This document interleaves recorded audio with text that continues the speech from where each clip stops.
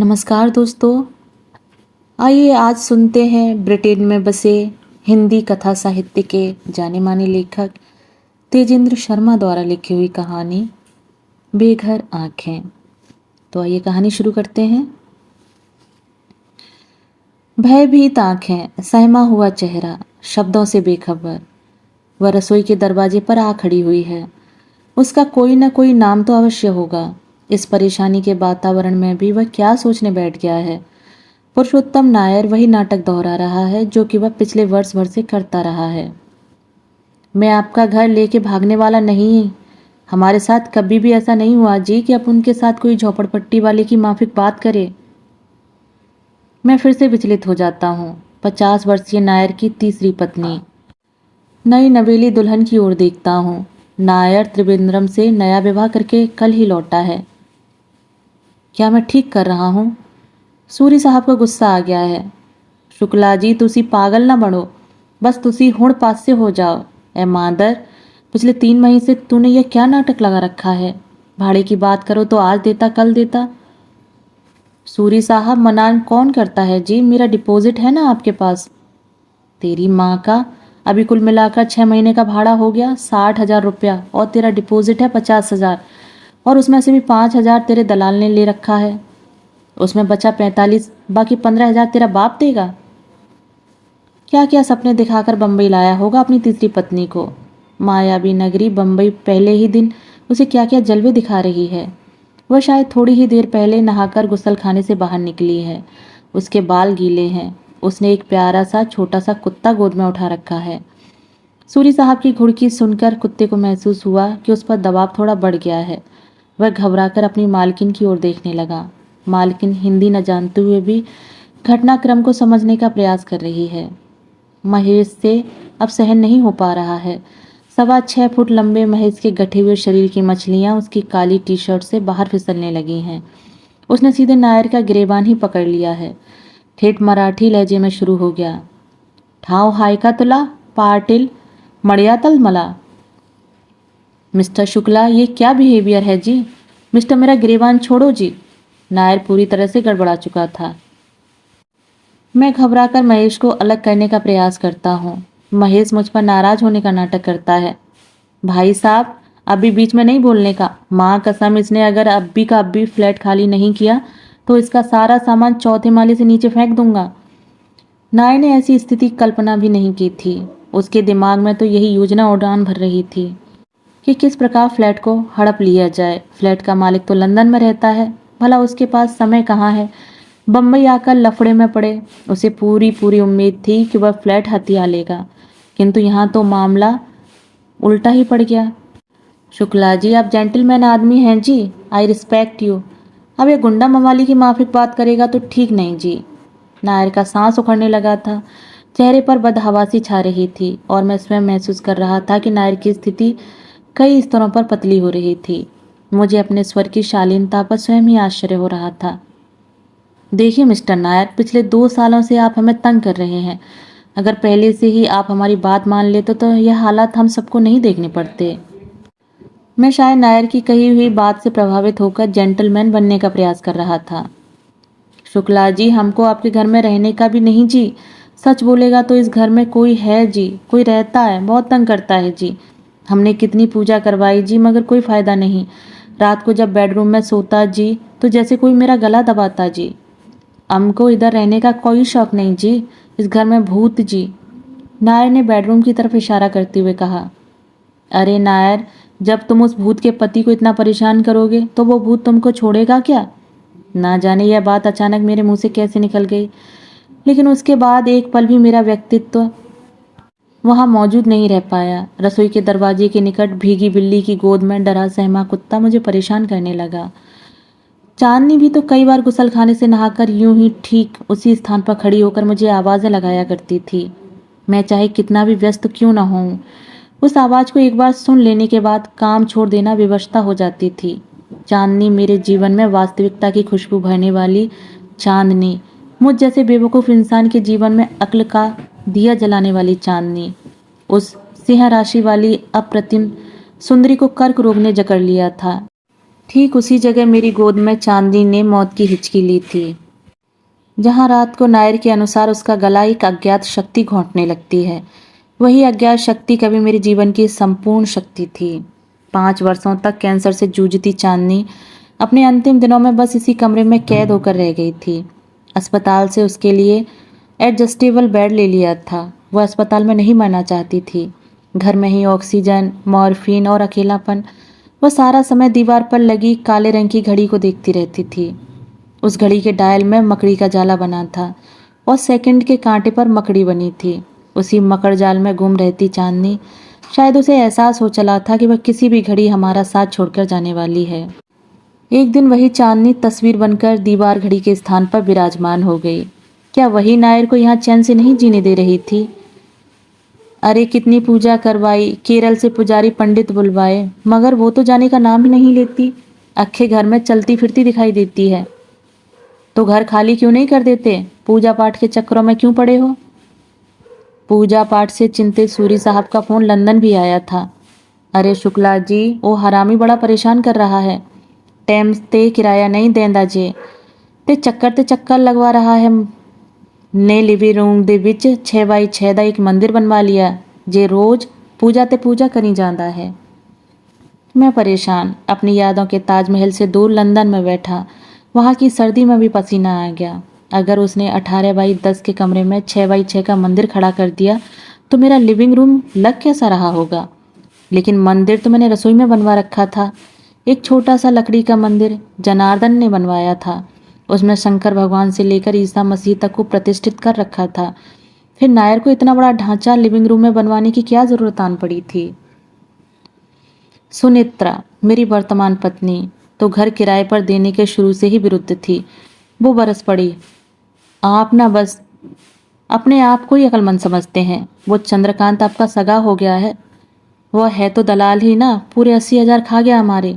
एक अनजाने आदमी के हवाले किराया लेने की जिम्मेदारी डाला है। हमें तो पूरे 1 लाख का फटका लग गया ना। सोसाइटी चार्ज 2,000 महीना जेब से गए और 80,000 ऊपर से।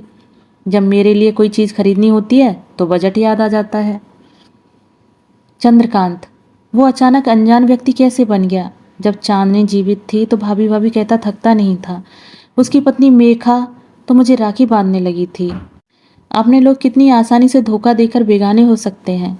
यह फ्लैट भी तो उसी ने खरीदवाया था। कितना अपना सा बन गया था। सूरी साहब उस समय बिल्डिंग के सेक्रेटरी थे। चंद्रकांति उनसे मिलवाने ले गया था।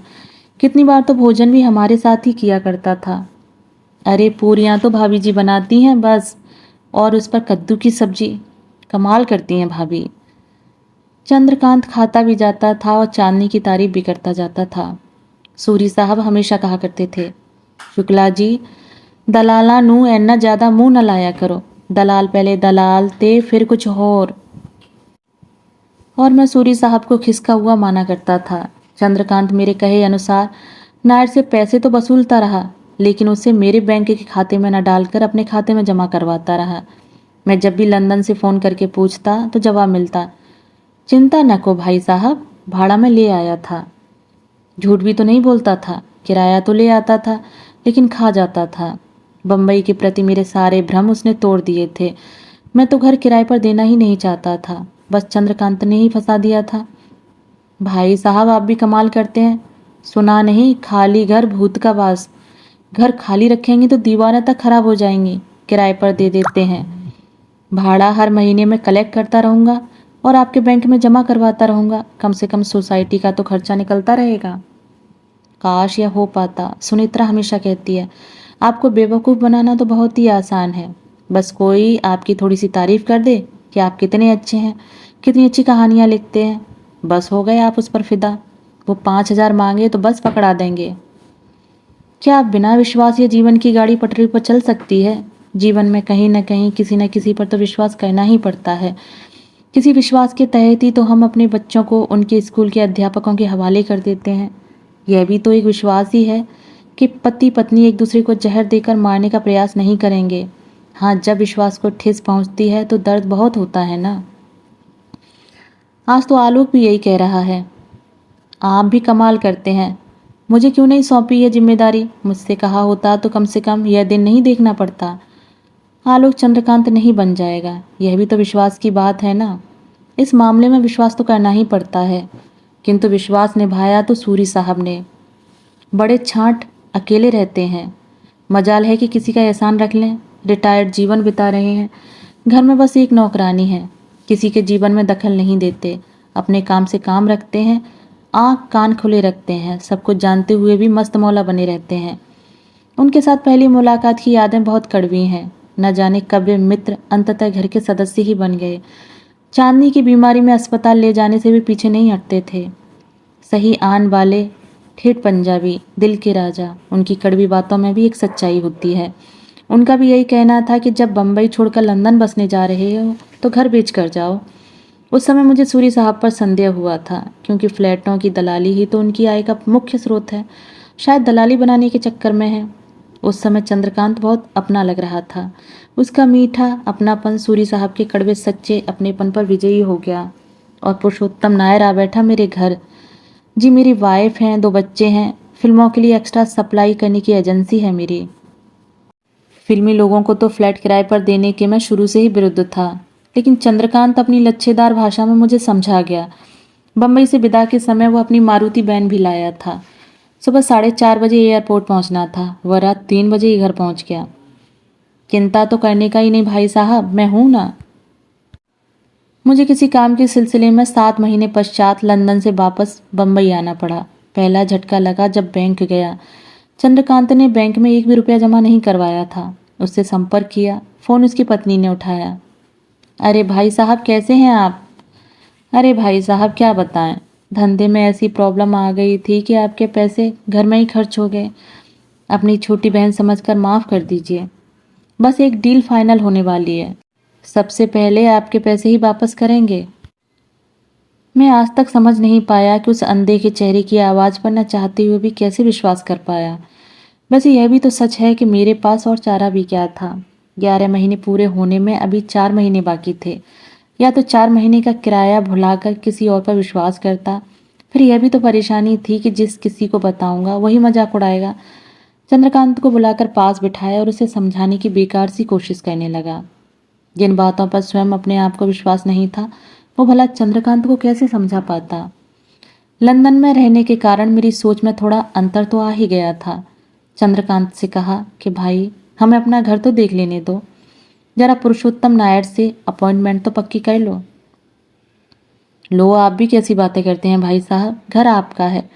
साला नायर जास्ती चू चपड़ करेगा तो जूते लगाकर घर के बाहर करूंगा साले को। फिर भी मैं नहीं माना। पुरुषोत्तम नायर को फ़ोन किया और 4 बजे का अपॉइंटमेंट लेकर ही घर की हालत देखने पहुंचा। घर के बाहर अभी भी चिर परिचित सुरक्षा द्वार लगा था। दरवाजे पर स्वागत नायर के कुत्ते ने किया। चांदनी भी तो हमेशा अपने कुत्ते शेरा की बातें किया करती थी जब बचपन कानपुर में बिता रही थी। उन दिनों घर का एक सदस्य शेरा भी था। एक मामले में वो कुत्ता था बहुत समझदार। पूरे परिवार में वह चांदनी और उसके पिता से सबसे अधिक जुड़ा था।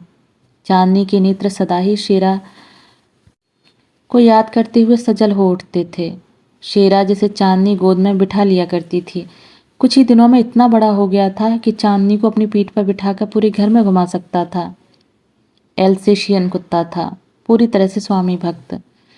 किंतु यह कुत्ता तो विचित्र ही था, बस घर में अपने होने भर का एहसास करवा रहा था। पूरे शरीर पर इतने बाल के चेहरे और पूंछ का अंतर ही समाप्त हो गया था। अनजान चेहरे और गंध की उपस्थिति को महसूस कर भौंकना ही उसका काम था।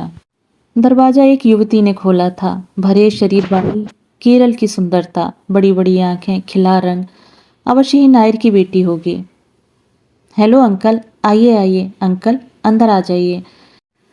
घर के अंदर घुसते ही एक अजीब सी गंध नथनों में घुस गई। अंकल शब्द सुनकर थोड़ा सा झटका लगा। मैं अपने व्यक्तित्व को संभाल कर रखता हूँ, किंतु अंकल। नायर भी घर में ही था। यह लड़की पहले तो नायर के साथ कभी दिखाई नहीं दी, शायद उसकी बेटी होगी। जानकी, हमारा भाई का छोकरी। नायर ने शायद मेरी नज़रों की भाषा पढ़ ली थी। अभी छुट्टी मनाने को इधर आई है। इतने में एक काला कलूटा सा लड़का बेडरूम से बाहर आया। उसने एक बच्ची को गोद में उठा रखा था। एक औरत, शायद उसकी पत्नी, एक बूढ़ी औरत, एक नौकर, एक ड्राइवर। ये नायर किस किस को हमारे घर ले आया है? जानकी की आंखों में अजब खिलंदड़ापन मौजूद था। उसने लो कट ब्लाउज और पेटीकोट पहन रखा था। वह चाय का कप रखने के लिए थोड़ा झुकी तो अपना कुछ सामान मेरी आंखों में छोड़ गई, भरा पूरा सामान। चाय का कप पकड़ाते हुए भी उसने प्लेट के नीचे से मेरे हाथ को छू लिया था। उस छूने में भी एक विचित्र सी शरारत मेरे पूरे जिस्म में गुदगुदी कर गई। शुक्ला जी, यह फ्लैट को पेंट करवाना पड़ेगा जी, बहुत गंदा दिखता जी। नायर मुझे स्वप्नलोक से धरती पर ले आया। पुरुषोत्तम जी, अभी 10 महीने पहले तो पेंट करवाया था। अब घर में कुत्ता हो, इतने सारे लोग रहें और देखभाल ना हो तो पेंटिंग का खर्चा आपको ही करना पड़ेगा। मुझे स्वयं अपनी भाषा पर विश्वास नहीं हो रहा था। मुझ जैसा आम आदमी का समर्थक अचानक पूंजीवादी भाषा बोलने लगा था। शुक्ला जी, रात का खाना इधर ही खाने का, साउथ इंडियन खाना खाते ना जी? क्यों नहीं, क्यों नहीं, जरूर खाएंगे पुरुषोत्तम भाई, मगर आज नहीं। आज तो कुछ कागजात निकालने हैं। अगर आपकी इजाज़त हो तो अपने कमरे का ताला खोलकर। अरे कैसी बातें करते हैं शुक्ला जी, जब ही मर्जी आवे, जो चाहने का लेकर जाइए ना। चंद्रकांत ने मेरी ओर विजयी मुस्कान फेंकी। देखा, मैं ना कहता था, उसकी आंखें यही संदेश प्रेषित करती थीं। फ्लैट भाड़े पर देते समय चंद्रकांत से मैंने शर्त रखी थी कि एक बेडरूम में हमारा सामान रहेगा और उसमें ताला लगा रहेगा। एक बेडरूम और एक लिविंग रूम ही भाड़े पर देंगे। हुआ भी यही। अपने कमरे तक जाते जाते मैं पैसेज में रुककर बाथरूम का मुआयना करने लगा। सीलन और पीलेपन की उबकाई वाली महक आ रही थी। टॉयलेट फ्लश जैसे सदियों से साफ नहीं की गई थी। वॉश बेसिन भी गंदा। बाथरूम की टाइलों पर भी गंध जमा थी। जानकी मेरे पीछे चली आई थी। पीछे से छूकर बोली, अंकल, कभी भी आने का होए तो आ जाया करो। उधर लंदन में बहुत ठंडी होती क्या? सिहरन सी दौड़ गई बदन में, न मालूम होठों में क्या बुदबुदा कर रह गया। फिर से बाथरूम की ओर देखा। जब चांदनी जीवित थी तो उस बाथरूम से चंदन की खुशबू महका करती थी। चांदनी केवल चंदन वाला साबुन प्रयोग करती थी। जब गीले बाल लिए चंदन की महक बिखेरती बाथरूम से बाहर निकलती तो लगता जन्नत धार्मिक किताबों से बाहर निकलकर आंखों के सामने जीवित हो उठी हो।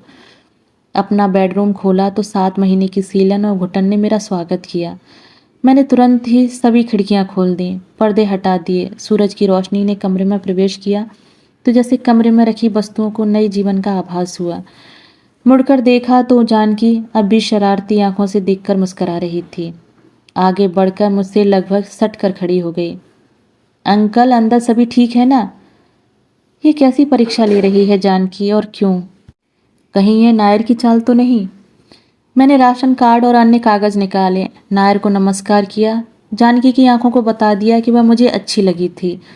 किचन बाथरूम की चिक्कट गंदगी को भुलाता हुआ पड़ोस के रोशन अग्रवाल के दरवाजे पर दस्तक देने लगा। वह आजकल सोसाइटी का चेयरमैन है। यार शुक्ला जी, आप भी कमाल के आदमी हैं। कैसे लोगों को फ्लैट भाड़े पर दे दिया? सोसाइटी तो आपके खिलाफ रेजोल्यूशन पास करने वाली थी, वो मैंने किसी तरह रोक लिया। आपके साथ पुरानी दोस्ती है? साला पाखंडी मुझे बेवकूफ़ बनाने पर तुला था, परंतु मैं तो गलत साबित हो ही चुका था। चंद्रकांत और नायर मुझे गधा साबित कर ही चुके थे। सुनेत्रा से जब सामना होगा तो बातों के ऐसे तीर मारेगी जो असह्य हो जाएंगे। प्रकट में मुस्कुराने के सिवा मेरे पास कोई चारा भी तो नहीं था। क्यों रोशन भाई, क्या हो गया? अरे धंधे वालों ने नाक में दम कर दिया। धंधे वालों को फ्लैट भाड़े पर दे दिया आपने? तो क्या बेकार लोगों को देता? यार, भाड़ा देने वाले कोई ना कोई धंधा तो करेंगे ही ना। उस कठिन परिस्थिति में भी मैं चुहल करने से नहीं चूका। आप भी कमाल करते हैं साहब। यह जो नायर के घर रहती है ना जानकी, साली धंधा करती है। एक दिन तो मुझसे ही रात का सौदा करने बैठ गई। जानती नहीं कि हम शादीशुदा शरीफ लोग हैं। आखिरी बात उसने अपनी पत्नी को देखकर कही थी। अग्रवाल की पत्नी भी मुझे अंकल कहती है। अब देखिए ना अंकल, शरीफों का तो बिल्डिंग में रहना ही मुश्किल हो गया है। और मैं अबाक उस औरत को देखे जा रहा था जो कि अग्रवाल के साथ घर से भाग कर आई थी और आज शराफत का ढिंढोरा पीटे जा रही थी। मैं शायद उसकी बात समझने का प्रयास भी करता, किंतु अंकल सुनने के पश्चात तो गुस्से पर काबू रख पाना भी मुश्किल हो रहा था। चौथे माले से नीचे उतरते समय चंद्रकांत अपनी डफली बजा रहा था। भाई साहब, अगर आप नायर से नाराज हैं तो साली को निकाल बाहर करते हैं और दूसरा किराएदार रख लेते हैं। आप तो जानते हैं कि अपना काम तो एकदम पक्का रहता है। हरामी किराया तो साला खुद खा गया है। अब डिपॉजिट 50,000 कहाँ से वापस करेगा। लंदन वापस चलने से पहले धड़कते दिल से सूरी साहब से बात कर ली। ओ यार शुक्ला जी, तुसी भी कमाल करते हो। मैनू दसना सी, मैं माए हवे दे गल विचों हाथ पाके पैसे कड़वा लैंदा। बस तय पाया कि सूरी साहब हर महीने पुरुषोत्तम नायर से पैसे लेकर मेरे बैंक के खाते में जमा करवाते रहेंगे। सूरी साहब की कड़वी मगर सच्ची बात कान में पड़ी। देखो शुक्ला जी, अज दे जमाने विच कोई भी काम मुफ्त विच नहीं होंदा है। साड़ा हिसाब यह रहेगा कि मैं तुहाड़े घर दा पूरा ख्याल रखेंगा, किराया कलैक्ट करके बैंक विच जमा करवाऊंगा, तो उस दे बदले 500 रुपया महीने में चार्ज करांगा।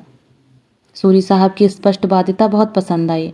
उनसे हाथ मिलाया और वापस लंदन चला गया। अब की बार न तो चंद्रकांत की पत्नी ने मेरे नाम कोई संदेश भेजा और न ही चंद्रकांत रात को अपनी मारुति वैन में मुझे एयरपोर्ट तक विदा करने आया।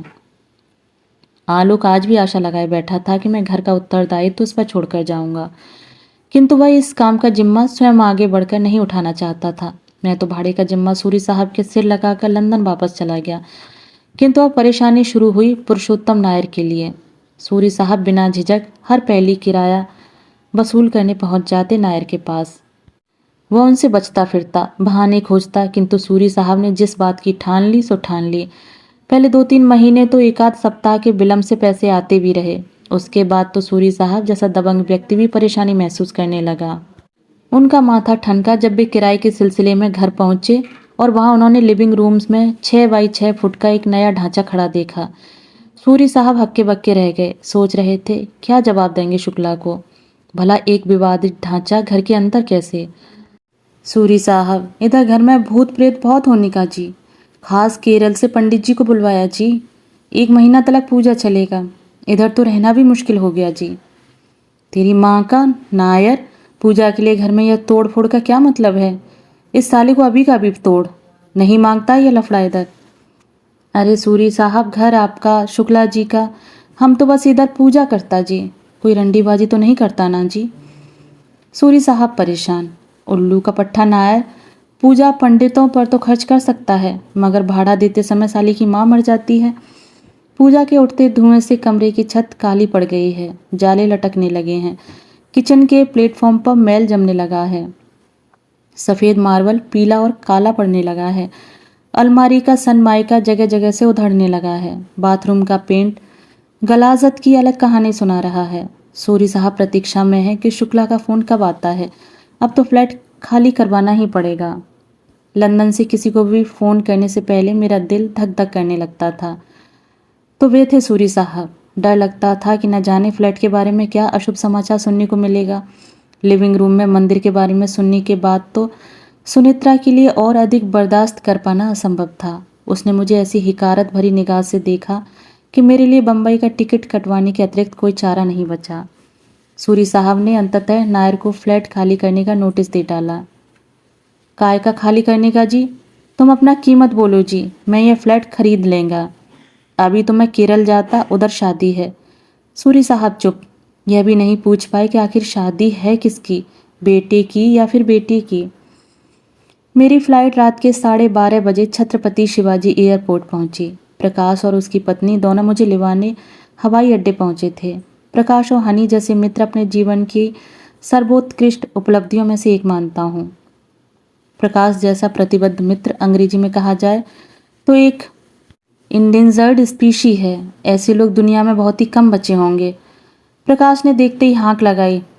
ओए कालिया, मुच्छां ते चिट्टे बाल, वेखो लंदन दे कुक्कड़ खान वाले पंडित दा हाल।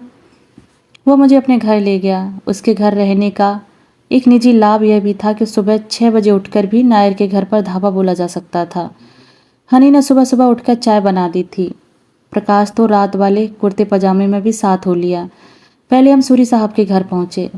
कोई औपचारिकता नहीं, बस साथ हो लिए। मैं अपने धड़कते दिल को नियंत्रण में रखने का प्रयास कर रहा था। चौथे माले के अपने 8वें फ्लैट में दस्तक दी। दरवाज़ा जानकी नहीं खोला। आज वह मुझे देखकर अदा से मुस्कराई नहीं, फिर भी चेहरे पर असफल हंसी लाते हुए बोली, अंकल नायर तो इधर नहीं है, शादी बनाने को केरला में गया है, 2 दिन के बाद आने वाला है। यानी कि जानकी को भी खबर है कि मैं लंदन से खास तौर पर घर खाली करवाने के लिए आया हूँ। अब शुरू हुआ नाटक का पहला भाग। हम लोग घर के अंदर घुसे और घुसते ही सूरी साहब ने शुरुआत की। देखो शुक्ला जी, मायावी ने पयो वाला मंदिर खड़ा करता है, मैं कहना पहले इतना कारपेंटर बुलवाओ ते या मंदिर तोड़वाओ। सूरी साहब अपनी नौकरानी भामा को साथ लाए थे। शुक्ला जी, नाल जनानी होनी जरूरी होंदी है। ओथे जे 80 सारे जेंट्स ही होवेंगे तो किसी भी तरह का ब्लेम लग सकता है। वहीं से हनी को भी फ़ोन कर दिया था, वह भी साथ हो ली थी। कारपेंटर आया। 15-20 मिनट में मंदिर का अस्तित्व तो समाप्त हो चुका था। मन में कहीं अपराध बोध भी था कि मंदिर टूट गया। कैसे कभी मस्जिद टूटती है तो कभी मंदिर, होते दोनों ही विवादित हैं। किंतु सचमुच आश्चर्यचकित करने वाली यह बात थी कि जानकी या फिर नायर के ड्राइवर ने इस मुहिम में कोई भी समस्या नहीं खड़ी की। जानकी, नायर तुम्हारा क्या लगता है? मैं पूछे बिना न रह सका।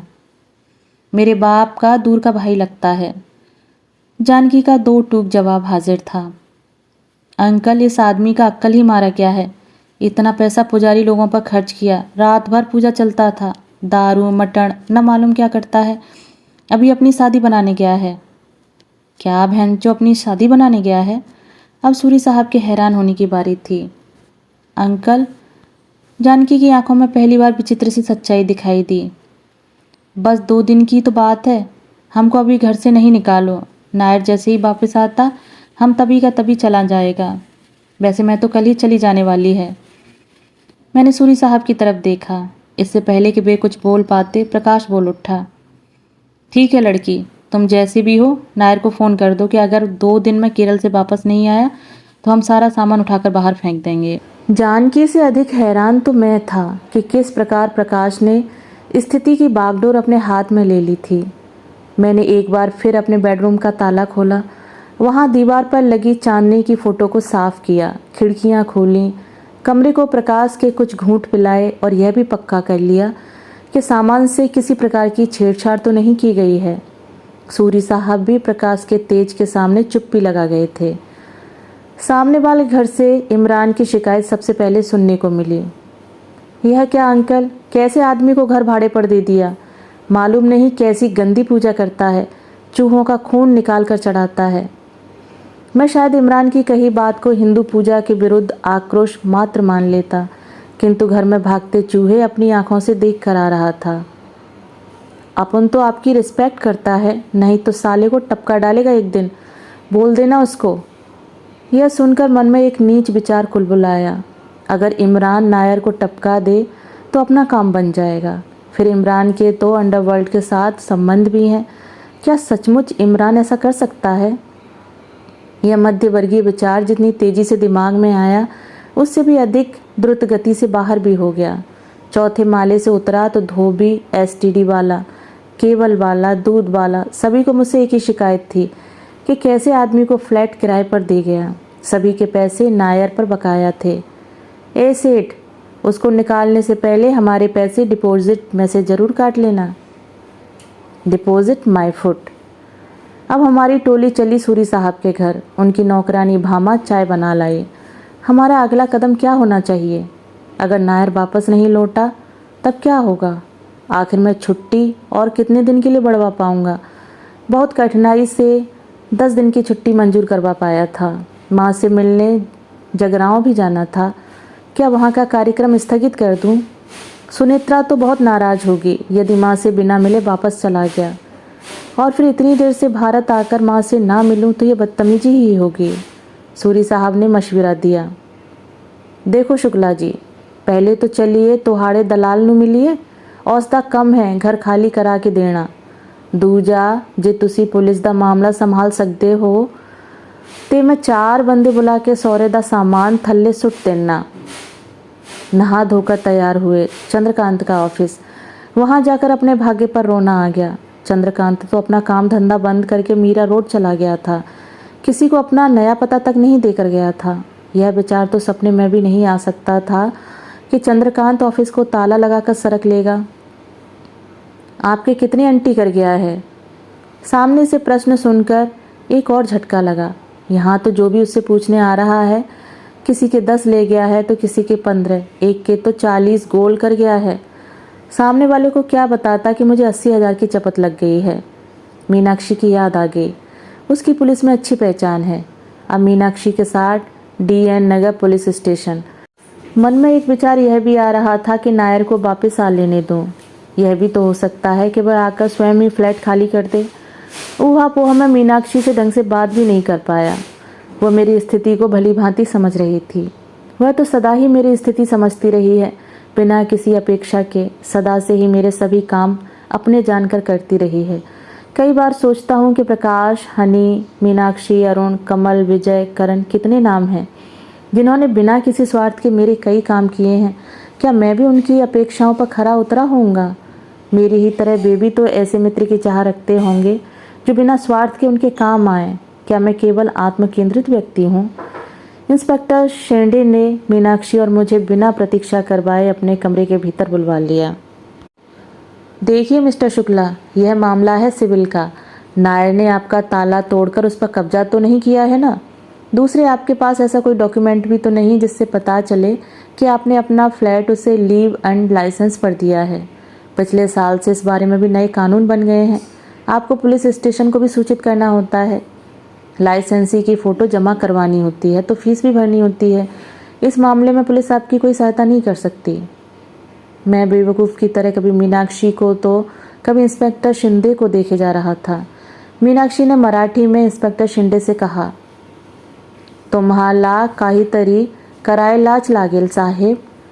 इंस्पेक्टर शिंदे ने सपाट स्वर में कह दिया, हाँ, हम ऑफ द रिकॉर्ड एक मदद कर सकते हैं। आप जाकर उसका सामान घर से बाहर फेंक दीजिए। वो हमारे पास रिपोर्ट लिखवाने आएगा, हम रिपोर्ट नहीं लिखेंगे, उल्टा उसे कुछ देर थाने में बिठाए रखेंगे ताकि आपको अपना ऑपरेशन पूरा करने का मौका मिल जाए। इससे ज़्यादा कि आप हमसे उम्मीद ना करें। मैं वापस सूरी साहब के घर, फिर विचार विमर्श। देखो शुक्ला जी, तुसी 2 दिन वेट करो। नायर दी एबसेंस विच उसका सामान सुटांगे ते पंगा हो जाएगा। तुहाड़े कॉल एक कमरा तो हैगा ही, असी 10 बंदे उत्थे बैठ जावेंगे ते उस दी यही तही कर देवेंगे। चलो तुहानी पाटिल कॉल ले चलना, शिवसेना दा बंदा है, काम हो जाएगा। मुंडे सिर वाला पाटिल मिल गया। देखने से ही विश्वास हो चला था कि यदि यह आदमी चाहे तो हमारा काम हो सकता है। कहने को तो विश्वास पाटिल फ्लैटों की दलाली करता है, मगर अंदर खाते क्या चलता है राम जाने। अपूर्ण कौन सी बिल्डिंग में रहने का? गंगा भवन पाटिल अपनी ही बिल्डिंग में, सूरी साहब ने जवाब दिया। कौन सा फ्लैट? 303 दूसरे विंग में। ओ वो वाला? तुम्हारे फ्लैट की तो अखी मार्केट में बहुत बदनामी हो रखी है सेठ, उसमें तो धंधा चलता है। पाटिल ने आंख दबाकर कहा। धंधा यानी? मैं आश्चर्यचकित पाटिल की तरफ ताके जा रहा था। धंधा नहीं समझता क्या सेठ? धंधा यानी कि धंधा। पड़ोस के रोशन के शब्द एक बार फिर कानों में टेलीफोन की तरह, गलत कॉल की तरह बजने लगे थे। जानकी, धंधा, नायर, फिल्मों के लिए मॉडल और एक्स्ट्रा सप्लायर धंधा। चांदनी के मंदिर जैसे घर का नाम धंधे से कैसे जुड़ गया? चांदनी के अंतिम क्षणों की कुछ खोजती आंखें मुझसे जवाब मांग रही थीं। उसके घर की पवित्रता को बदनाम करने का उत्तरदायी तो मैं ही था।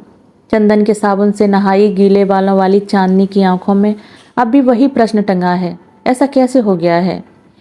सूरी साहब स्थिति की नजाकत भांप चुके थे। ओहो शुक्ला जी, घबरान दी कोई गल नहीं, लोकां दा की है, लौकी तां भौंकते रहंदे थे, तुसी सोनिया नहीं। मैं क्या सुनता? मेरा घर जिसमें निमंत्रित होकर मित्र गौरवान्वित महसूस करते थे, आज वही घर धंधे के लिए बदनाम हो चुका है। जानकी की मुस्कुराहट आज बहुत जहरीली महसूस होने लगी थी। बस तय हो गया। नायर के वापस आते ही पहले तो नम्रता से उससे पेश आते हैं। अगर वो नहीं मानता तो बस पाटिल के आदमी आकर उसका सामान उठाकर बाहर कर देंगे। हाँ, इंस्पेक्टर शेंडे को अवश्य सूचित करना पड़ेगा। किंतु नायर के लौटने में तो अभी 2 दिन बाकी थे। सूरी साहब की बात दिल को जम गई कि यदि बम्बई में रहा तो परेशान ही रहूंगा। पंजाब जाकर माँ से मिलाऊं, संभवतः माँ का आशीर्वाद ही कोई चमत्कार दिखा दे। माँ को भी खुश कहाँ कर पाया। उसे शिकायत थी कि आना भी कोई आना हुआ। न माँ के पास बैठे, न ढंग से बातचीत की। बहन अलग नाराज। माँ बहन को नाराज कर दो। 2 दिन में ही बम्बई वापस भी लौट आया। सामने फिर जानकी थी। नायर को 1 दिन बाद का टिकट मिला था। नायर रात को पहुंचेगा। एक एक पल बिताना कठिन हो रहा था। रात भर बिस्तर पर करवटें बदलता रहा। प्रकाश मेरी परेशानी को सही ढंग से समझ रहा था। शायद इसलिए अपनी पत्नी के साथ बेडरूम में न सोकर मेरी बगल में ही फर्श पर बिस्तर लगाकर लेट गया। हम दोनों बातें करते रहे। कई बार ऐसा भी हुआ कि प्रकाश की बात का उत्तर कमरे के अंधेरे में कहीं खो गया। मैं लेटा लेटा चांदनी के अंतिम दिनों के बारे में सोचता रहा। प्रकाश ने मुझे बम्बई से विदा करते समय कहा था, पंडित जी, ये चौथे माले का 8वां फ्लैट न जाने कब और कैसे मेरा अपना बनता चला गया, यह तो याद नहीं पड़ता। उसकी बात की गूंज मुझे लंदन में भी सुनाई देती रही। आज उसी चौथे माले के 8वें फ्लैट पर बदनामी की मोहर लगाकर भी नायर वहीं जमा हुआ है। सुबह को होना ही था और वह हो भी गई। हनी ने आज दफ्तर से अवकाश ले रखा है। सुबह 7 बजे अपने ही घर की घंटी बेगानों की तरह बजाई। 4-5 घंटियों के बाद नायर की आवाज़ सुनाई दी। मन को तसल्ली मिली कि चलो लौट तो आया है। यदि केरल में बैठा रहता तो हमारे लिए कार्रवाई करना कितना मुश्किल हो जाता। दरवाज़ा खुला। शुक्ला जी, आइए आइए। सूरी साहब ने मुझे बोलने का अवसर ही नहीं दिया। आप बोल भैंचो। मुझे बोला 2 दिन में फ्लैट खाली करता हूँ और बिना बताए केरल चला गया। ये कैसा लैंग्वेज यूज़ करता मिस्टर सूरी? आप तो कितना बार हमारे घर में आया। हम तो आपके साथ कितना डिसेंट बात करता जी। शुक्ला जी, तुसी हुण ऐस कोलों पुछो कि मायावी मैनू झांसा दे के गायब किमें हो गया। सूरी साहब के नथुने फूल रहे थे। मैं शर्मिंदगी से गड़ा जा रहा था। सूरी साहब की ओर देखा। भराजी 1 मिनट, मैं गल कर लवा। मिस्टर नायर, हमारी कुछ शिकायतें हैं। बोलिए ना शुक्ला जी। आप एकदम जेंटलमैन आदमी हैं। मैं आपका बहुत रिस्पेक्ट करता जी। मिस्टर नायर, जब आपने हमारा घर किराए पर लिया था उस समय आपने बताया था कि फ्लैट में आप, आपकी पत्नी और एक बेटी रहेगी। यहाँ तो आप पूरी बारात के साथ एक कुत्ता भी रखे हैं। इतने में कुत्ते ने कुनमुनाने और भौंकने के बीच किसी आवाज़ निकाली। शायद उसे कुत्ता कहा जाना अच्छा नहीं लगा था। वो तो शुक्ला जी, अभी फैमिली होएगी तो गेस्ट लोग तो आएंगे ना जी। फिर आपने भाड़ा टाइम पर नहीं दिया कभी? अरे साहब, जब भी चंद्रकांत आता था तो भाड़ा टाइम पर ही ले जाता था ना जी। मैं नायर की चाल को अच्छी तरह समझ रहा था। वो जानता था कि चंद्रकांत से मेरे संबंध बिगड़ चुके हैं। भूतनी के चंद्रकांत की बात क्या करता है, मुझसे बात कर। मुझे नीचे देखता है तो मुंह फेर लेता है। घर में छुपकर बैठा रहता है, लेकिन मुझसे मिलने को साफ मना कर देता है। चूतिया समझ रखा है क्या हम सबको? सूरी साहब का बस चलता तो नायर के मुंह पर झापड़ मार देते। जरा आहिस्ते बात करो ना मिस्टर सूरी। मेरा नया वाइफ ऐसा बात सुनेगा तो क्या इम्प्रेशन पड़ेगा जी। आप खुद शादी करके आए हैं मिस्टर नायर? मैंने अनजान बनते हुए आश्चर्य प्रकट किया। शुक्ला जी, यही तो चक्कर हो गया जी, मुझे अचानक शादी बनाना पड़ गया जी। शुक्ला जी, ऐसे हरामी कोलों पुछो। अपनी माँ वाला मंदिर किस दे कोले पुछ के बनवाया सी। मिस्टर नायर, आपने हमारी परमिशन के बिना मंदिर कैसे बनवाया? शुक्ला जी, तुसी बहस बंद करो जी। नायर फ्लैट कभी खाली करता है? अभी का अब भी बोल। अभी आज तो शादी बना के आया जी, मुझे थोड़ा टाइम तो चाहिए ना इंतजाम के वास्ते। मिस्टर नायर, कल शाम को 4 बजे हमें फ्लैट खाली चाहिए। प्रकाश अपना निर्णय सुनाकर उठ खड़ा हुआ। ऐसा कैसे होएगा जी, बस 1 दिन में? कुछ सोचते हुए नायर बोला, हमको 1 हफ्ता का टाइम और दे दो जी। पहले टाइम दिया तो शादी बनाने चला गया, अभी टाइम मिलेगा तो बच्चा पैदा करने चला जाएगा। हमको कल शाम को 4 बजे फ्लैट खाली चाहिए, समझ गया ना? सूरी साहब भी उठ खड़े हुए। मेरी नज़रें अब भी जानकी को ढूंढ रही थीं। चौथे माले के 8वें फ्लैट पर बदनामी का टीका लगाने वाली जानकी। शायद वो हालात पहले ही भांप गई थी, इसलिए नायर की अनुपस्थिति में ही चली गई। या फिर हो सकता है कि सो रही हो, किंतु बेडरूम में तो नायर की नई पत्नी सो रही है। फिर जानकी जा चुकी। जानकी जाने को हम सब उठ खड़े हुए। कुछ फिल्मी दृश्य याद आ रहे थे तो कुछ कहानियां भी। मेरी सहानुभूति सदा ही किराएदार के साथ रही है। मकान मालिक तो हमेशा मेरे लिए पूंजीवाद का प्रतीक रहा है। आज पहली बार मकान मालिक का दर्द समझ आ रहा था, महसूस हो रहा था। सच बहुत दर्द होता है। रातों की नौकरियां करके जोड़े पैसे से बनाए घर पर जब अनिश्चितता के बादल छाने लगते हैं तो बहुत दर्द होता है। मेरा छद्म मार्क्सवाद आज अचानक कहीं उड़नछू हो गया था। इतने तनावपूर्ण माहौल में भी मैं मुस्कुराए बिना न रह पाया था जब मेरे मार्क्सवादी मित्रों ने सलाह दे डाली, यार किसी शिवसेना वाले को जानते हो? बम्बई में तो वही नैया पार लगवा सकते हैं। शिव शिव करते हुए घड़ी की सुई आगे खिसक रही थी। शिवसेना के नाम पर ही मिलिंद और महेश की याद आई थी। मिलिंद तो शाखा प्रमुख भी है। 6 फुट 3 इंच लंबा महेश कभी हमारा पड़ोसी हुआ करता था, स्थानीय एमएलए परब का दायां हाथ। उसको फोन मिलाया तो मेरी अपेक्षा के एकदम विरुद्ध, एकदम साथ चलने को तैयार हो गया। निर्धारित समय पर हमारी सेना नायर पर धावा बोलने के लिए सोसाइटी में दाखिल हुई। सूरी साहब ने सेनापति का पद संभाला, महेश ने गांडीव उठाया, पड़ोसी राजू ने शंख बजाया। प्रकाश, हनी और मीनाक्षी सेना के थिंक टैंक बने खड़े थे और विश्वास पाटिल के 4 सैनिक आदेश की प्रतीक्षा में थे। इस समय मेरी भूमिका क्या थी? हम थोड़ा ठिठके।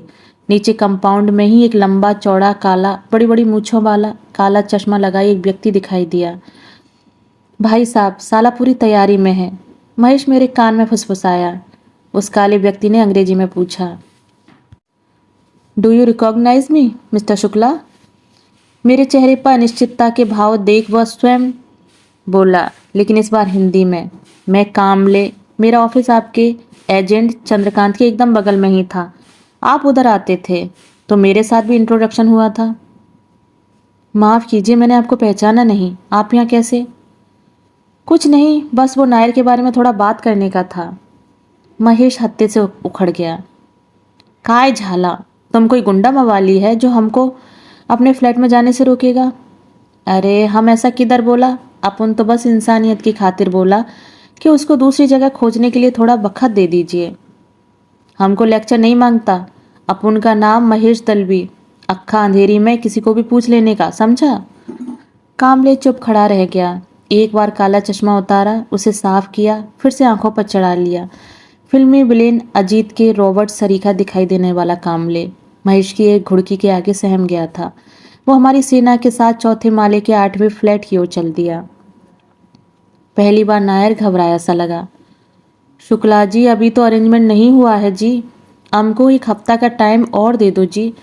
जिधर आपके घर में इतना वक्त रहा, 1 हफ्ते में क्या फ़र्क पड़ना जी। मेरी आंखें सूरी साहब की तरफ मुड़ गईं। सूरी साहब का गुस्सा संभाले नहीं संभल रहा था। मादर, हमको क्या पागल समझ रखा है, या तेरा नाटक अभी और चलने वाला नहीं? हमको फ्लैट अभी का भी खाली मांगता है। शुक्ला जी, आप जेंटलमैन आदमी हैं, आप सोचो जी, एकदम नई वाइफ को लेकर रोड साइड पर तो नहीं जा सकता है ना जी। नायर का गिड़गिड़ाना उस गीले बालों वाली नई पत्नी की आंखों में भय की भावना को गहरा बना रहा था। वह तय नहीं कर पा रही थी कि अगले कुछ पलों में क्या घटित होने वाला है। नायर कुछ याद करके एक और फ़ोन मिलाता है। काफ़ी देर तक घंटी बजने के बाद शायद किसी ने दूसरी ओर से फ़ोन उठाया है। बातचीत मलयालम में हो रही है। इसमें हमें कुछ समझ नहीं आ रहा है, किंतु भयभीत आंखों को अब स्थिति ठीक से समझ आ रही है। अचानक वो आंखें सीधी मेरी ओर प्रश्नवाचक दृष्टि से देखती हैं। चांदनी में इन आंखों की बेबसी को नहीं सह पाऊंगा। जब तक नायर ने फ़ोन रखा, गीले बालों वाली डरी हुई आंखें निराशा से पूरी तरह भर गईं। अब तो मैं मन ही मन प्रार्थना करने लगा था कि चमत्कार हो जाए और नायर को भाड़े पर दूसरा मकान एकदम से मिल जाए। सूरी साहब ने अपने सैनिकों को आदेश दे दिया। वो सामान उठाने लगे हैं। मेरी निगाह सोफे के फटे हुए कपड़े पर जाती है। महेश से आतंकित नायर अब समझ चुका है कि स्थिति उसके बस से बाहर हो चुकी है। सोफा लिफ्ट के जरिए नीचे पहुंच चुका है। नायर हाँफने लगा है। मैं उसकी पत्नी की ओर देखने का साहस नहीं कर पा रहा हूँ। मैं महेश को एक कोने में ले जाकर कुछ समझाने का प्रयास करता हूँ, किंतु मेरे प्रयास में प्रतिबद्धता की कमी है। महेश की डांट खाकर चुप हो जाता हूँ। नायर की आंखें आंसुओं को रोकने के प्रयास में लाल होती जा रही हैं। मैं अभी भी सोच रहा हूँ कि नायर समय पर भाड़ा देता और तमीज से रहता तो हालात ऐसे कभी नहीं होते।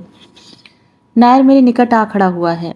मिस्टर शुक्ला, अपने आदमियों को रोकिए प्लीज़, मेरी बात सुनिए प्लीज़, थोड़ी देर रुकिए, मुझे बेइज्जत करके मत निकालिए, मैं अपना सामान खुद उतरवाता हूँ, प्लीज़ मिस्टर शुक्ला। मैं अचानक नींद से जागा हूँ। सूरी साहब और महेश उसकी एक नहीं सुनते हैं। नायर अपने दिल पर हाथ रखकर जमीन पर बैठ गया है। वो अब सोडा मांग रहा है। मुझे चिंता है कहीं मर न जाए। उसकी पत्नी की आंखें मुझसे प्रश्न कर रही हैं, मुझसे जवाब मांग रही हैं। मैं अपनी बेवकूफ़ी को समझ नहीं पाता हूँ। नायर के करीब पहुंच जाता हूँ। नायर, तुम्हें मेरी एक बात माननी होगी। नायर समझ नहीं पाता, मेरी ओर देख रहा है, बस ताके जा रहा है। नायर, तुम अपनी वाइफ से बोलो कि आज जो कुछ हो रहा है उसमें मेरा कोई कसूर नहीं है। शुक्ला जी, मैंने बोला ना कि आप तो जेंटलमैन आदमी हैं। नायर मुझे अपनी पत्नी के निकट ले गया है। उसकी पत्नी के काले घुंघराले गीले बाल, चंदन के साबुन की महक। चांदनी, मुझे माफ़ कर दो, मैं होठों में ही बुदबुदाता हूँ। नायर मलयालम में अपनी पत्नी को कुछ कहे जा रहा है। मैं उसकी ओर नहीं देख पा रहा हूँ। बस शब्दों की ध्वनियाँ ही सुनाई दे रही हैं। शब्द कहीं दूर जाकर खो गए हैं। सामान टेम्पो पर लद चुका है। राजू, महेश और सूरी साहब खुशी मना रहे हैं। भामा को हिदायतें दी जा रही हैं कि कल घर अच्छी तरह से साफ करना है। मैं अपना पर्स जेब से निकालता हूँ। 500 के हिसाब से 2000 सूरी साहब की मार्फत सैनिकों को देता हूँ। महेश बियर की मांग कर रहा है, सूरी साहब और राजू स्कॉच की। मीनाक्षी गले मिलकर बधाई देती है। हनी बस नज़रों को एक अलग से कोण पर झुकाकर बधाई कहती है।